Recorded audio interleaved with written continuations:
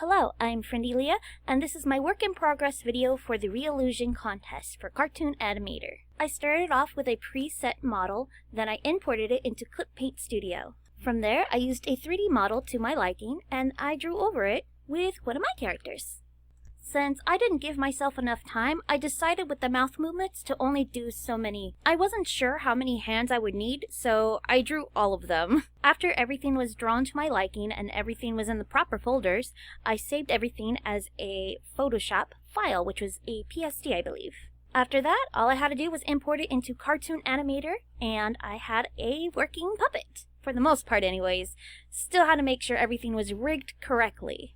There was a few hiccups with the masking of the eyes because I didn't realize what it was masking or whatever, but I figured it out and it was good to go. When I tried to calibrate it, for some reason my Cartoon Animator 4 wasn't doing the whole calibration thing. I don't know what's wrong with it. Maybe it's me. We're just going to move on because I calibrated it myself. So to animate this, I had a vague idea what I wanted the scenes and everything to be. Of course, I was animating everything in like 3 seconds, 5 second spurts, so nothing gets mixed up or messed up when saving.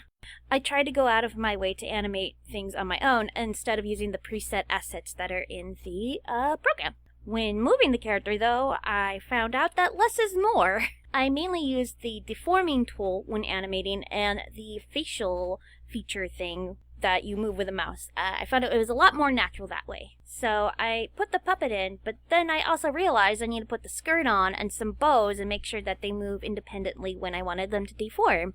So I made those into props and hooked them to a bone. It worked out for the most part.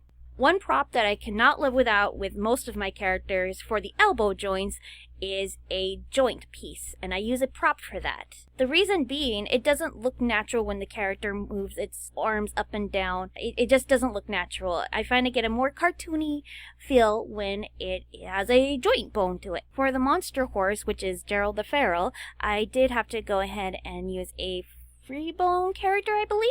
Now, I did distract myself because I found out that you could save just the hair, you could save just the eyes, and you could just save the props, especially since they're custom. So I gotta try it out with a few other characters I made off on the fly, and I gotta try them in different outfits and stuff. Very distracting during all this.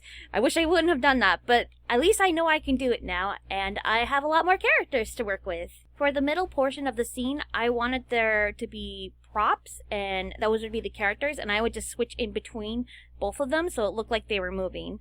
I didn't have time to do the horse monster Jared the Feral, so I just did Moonlight, and I just did 2 frames for each major action that I had her in there for. I'm very satisfied with that, and I'm probably going to use that technique a lot more because it looks a lot more natural than having it in other programs, I feel like, for editing. I'm still getting the swing of this program. I think I scratched the surface here. I'm getting the swing of it a lot more. I've had it for years, and just barely I'm just like, ooh, I could save custom characters.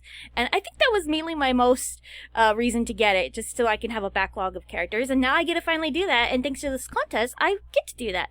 So thank you so much for listening to my work in progress video, and have a fantastic day.